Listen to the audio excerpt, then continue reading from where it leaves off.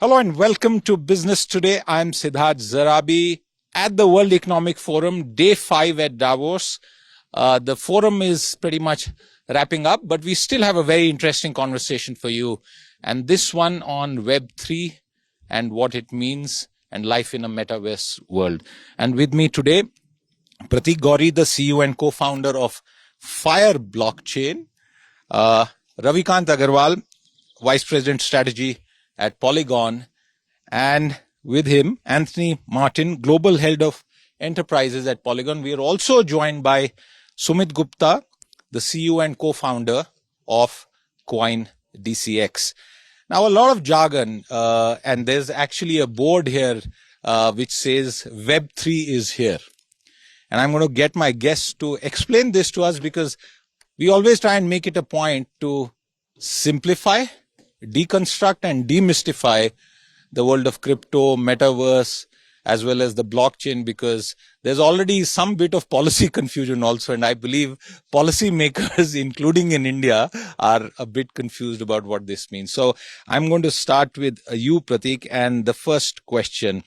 Web3 beyond crypto, how can blockchain actually help us transform ordinary life? So you, I think, started with so let me take you back to 1991. And, I was reading New York Times. It said there is a new fad in the market called the internet. Okay. So similar to that, Web3 now is taking everybody by a storm. And you ask, how can it transform ordinary lives? So I think Web3, look at it like an infrastructure. Nothing more than an infrastructure, but it has the ability. It's a distributed ledger technology. And when you build a decentralized protocol or when you build any application, then the good thing is it gives the power back to the community. Now, what that does, it's decentralized. So what it means is it's more secure, it's more transparent, and it's more accountable. And it's not a fad. It's not a fad. Why? Why? Yes, it's not a fad because that's why I started by saying that, because a lot of people who don't understand, because there are a lot of jargons and there's a lot of demystification to be done. But until you demystify it, it might look like a fad. But when you actually demystify it, you get to know it's one of the best technologies the world has ever seen. One quick question before I go to the others. Is Web3 here? And if so, give me one example of it touching my life. So, yes. So basically, imagine you currently lodging an FIR.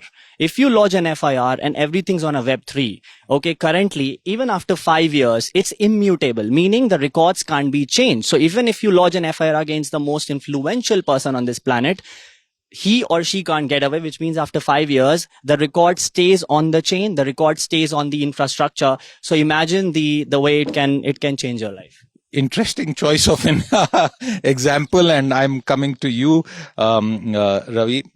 And this is really to do with the use of blockchain in identity. And we know that identity, a national I card in India of sorts, Aadhaar, and Aadhaar is a long string of numbers on a piece of paper. How can blockchain help us deliver Aadhaar 2.0? Sure. So I think when we talk about identity, generally we tend to mix it up only to KYC. However, identity has a much broader spectrum. So with identity, we are not only restricted to, who I am, where I am living, but there are many other aspects. It relates to your financial detail. It relates to your educational detail. It relates to the other things that you do in your social environment, right? All those things are form of something that you claim that you are or you own, right? So identity 2.0, or what we call as a decentralized identity, has many flavors that can be added on top of the identity that we have in India, for example, Aadhaar. When we are talking about tomorrow's identity, it's going to be opening up very interesting customer engagement models as well. Today's identity either give you access or no access. In a blockchain world, Ravi, would I be correct in asking you that I don't even need to remember those numbers or carry cards? Everything will be virtual and perhaps linked to a biometric profile. Am I making sense here? No, I think not necessarily biometric is the decentralized identity. I think there is much more beyond to it. It is just one other attribute which helps you to identify yourself. I'm just trying to understand it simply. If blockchain, and I believe it has the potential for huge transformation, a very simple question: why should I carry so many identity cards? I already have one phone which does so much work. You wanted to quickly come in and then So basically, currently the personal identification information systems, if they get stolen, that's a $4 to $5 billion market. Now, the reason I quote that is you mentioned how can everything be linked? So how can everything become simplified? So, for instance, right now, when you do Instagram messaging or Facebook messaging, you don't know what's going behind the background. With Web3 right now, because you have to know technology, that's why the adoption still isn't the way it should happen. But now, for instance, what a lot of chains are now doing, it's linking your social identity, it's linking your wallets to your decentralized identity. What that basically means, you don't have to remember hexadecimal addresses for your wallet. You don't have to remember anything. And all of that is linked to your mobile. So if you know your mobile, so it could be Siddharth dot the chain name, Siddharth/Web3 to Pratik/Web3. If I know just that, I can get to know, we can transfer within each other our identity. So you don't have to exchange, QR codes, everything goes. And then if you want to transfer money. From what you are telling me, I interrupted you on transfer money because that's exactly the point. I think a very basic version of this is already happening with the UPI, where we are doing that. You complete that point. Yeah, I think, very important aspect that Web3 brings is the ownership of your own data, right? So we have talked about Web1, let's say, where you go on a yahoo.com, look for the news. That's Web1, read only. Web2, where we are talking about interacting, social media, Facebook, Telegram, right? You read and write and understand. With Web3, you are talking about ownership of data. So my identity, I own. Today, whatever testimonial or let's say the rewards that I'm getting in a particular website, let's say I go to Facebook, I have data, but that data belongs to Facebook. With Web3 identity, that data would be owned by me. Wow. That's going to be a difference. Hold that thought, because you've given me a very good cue. Before I go to Sumit, I want to come to you, Antoni. And again, two desi techies and Sumit also waiting there. From your perspective, and I think Polygon is a name that is very well respected in this world. We've been having kind of diverse chat here. How would you like to add to what these two gentlemen have told me so far? Well, I think that they already addressed all the points. I mean, the question here is that you can control your data, then you only need to send claims to prove certain things. Here, we have new technologies that zero knowledge proof, that we are doing that with Polygon ID, and that what will allow you is to prove certain things when required, always keeping all the ownership of your data under your control. The thing that is always attached to identity in the digital world is the word unique. And I think you get what you say. So if I'm on a social platform, my identity is unique, even if the data that you make that good point belongs to someone else. Expand on that point about data and individual security and privacy. Yeah, but this is a very good point, because you are unique, but at the end you are a different person somehow at the university, with your football team, with your bank, with your work. Then that a single person, it's to an identity can have different aspects or personas. And this is something that Web3 allows us to embed in a single point that could be my own identity, because not everybody needs to know everything about me. It doesn't mean that I need to do things in a strange way, yeah? But it means that I can compartment a little bit the data, and I can show only what I want.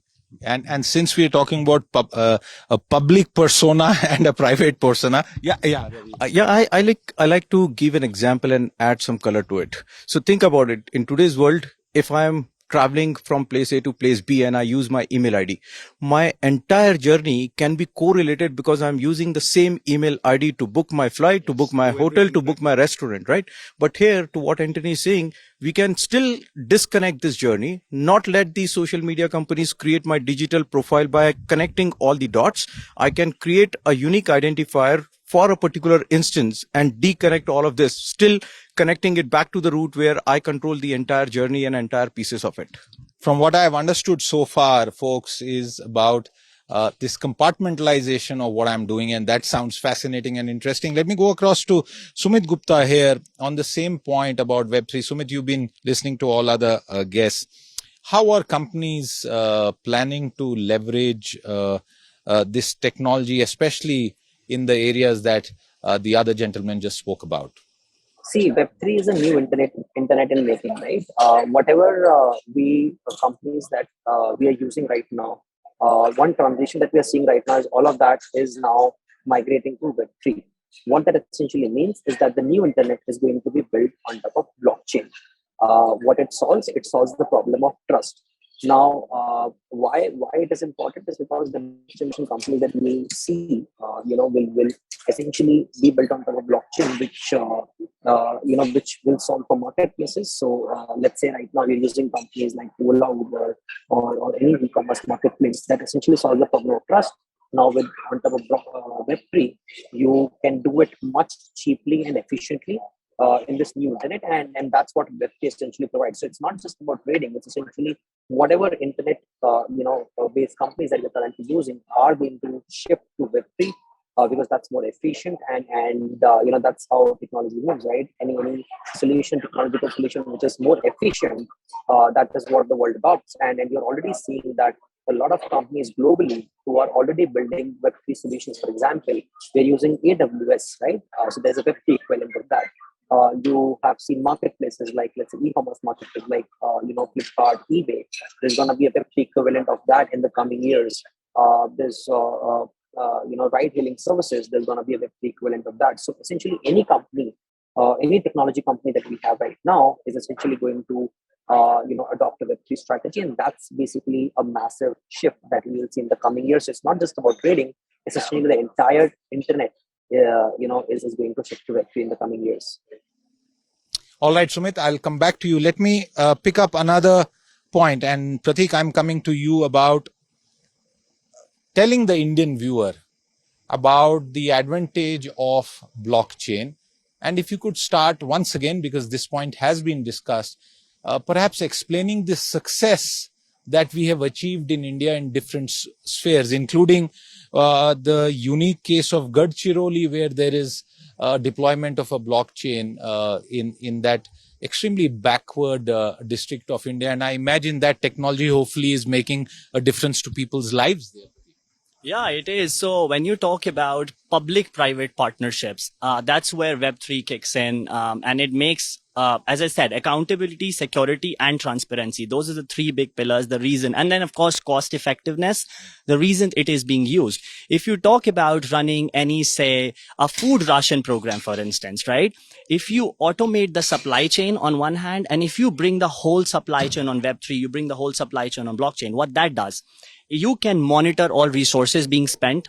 You can monitor the incentives being given to different stakeholders in the whole chain, which you can't. What that does, a third party looking at it can entirely track everything from source to beneficiary. What that basically means, it lends transparency to citizens.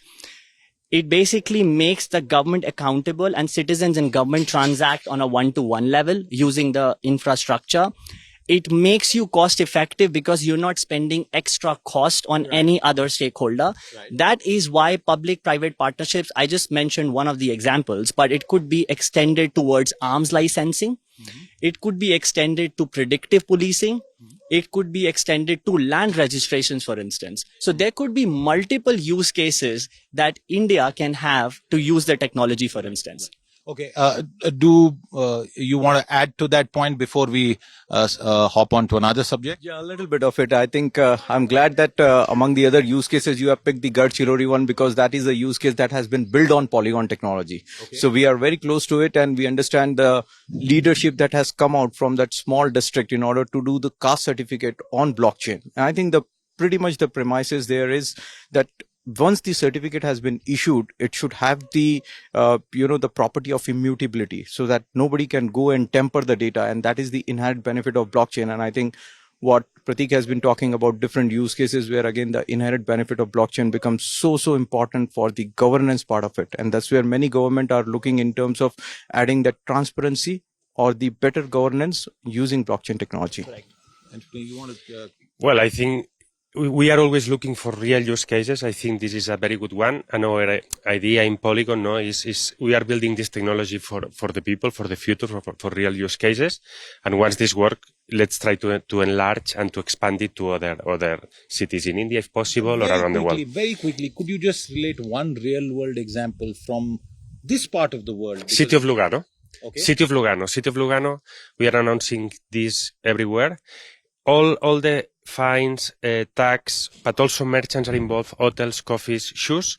You will be able to pay that with two stable coins, one pegged to Swiss franc, that is Luga, another with a stable coin on top of Polygon. We have also a lot of interest from different cities around the world to do exactly that. They are reaching out to us, but first we are finishing this first use case and then we will expand. I in fact, on the 22nd of May, I don't know if you saw that Bitcoin Pizza Day right here, a short distance away. And that was where I learned about the city of Lugano. Okay, Sumit, I'm coming back to you because I want to pick up another subject with you as we wrap up this conversation. And this is the adoption of the metaverse. It seems to me, and you could tell me whether I'm right or wrong, that the adoption of that is perhaps not going as fast as it could have. Is that correct? And what can companies really do when it comes to that particular point? See, Metaverse is a technology that was unheard of maybe a couple of 2-3 years back. It was not known to the masses, but last couple of years there's been phenomenal investment that has happened in this technology. In fact, we know that Facebook rebranded itself to Meta, and there was like $10 billion plus investments already made into the sector. A lot of big technology giants are having Metaverse as part of their key strategy. So I think this is, there's this massive amount of interest, a lot of investments also pouring into the sector.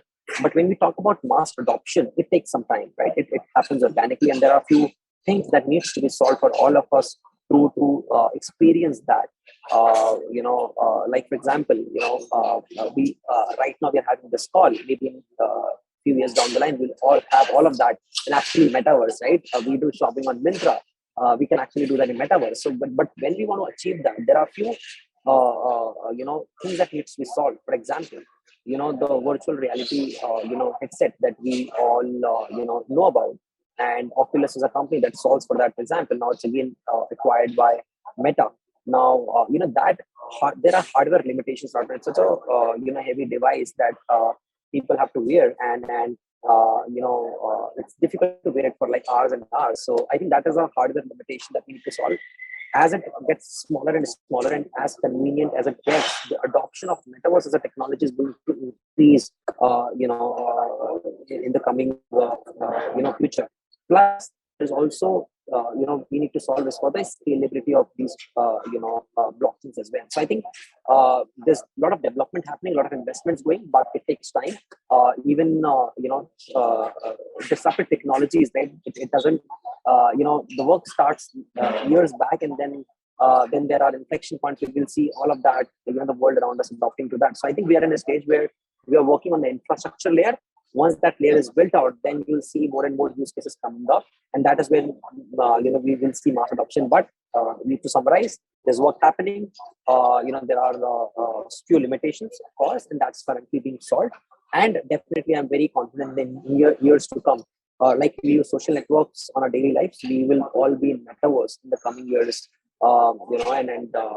As soon as these technological challenges are solved. Largely good development happening on the ground. We are not able to see that because a lot of that is at the infrastructure layer right now. That's a good point. Let me now take that same question to you, Pratik.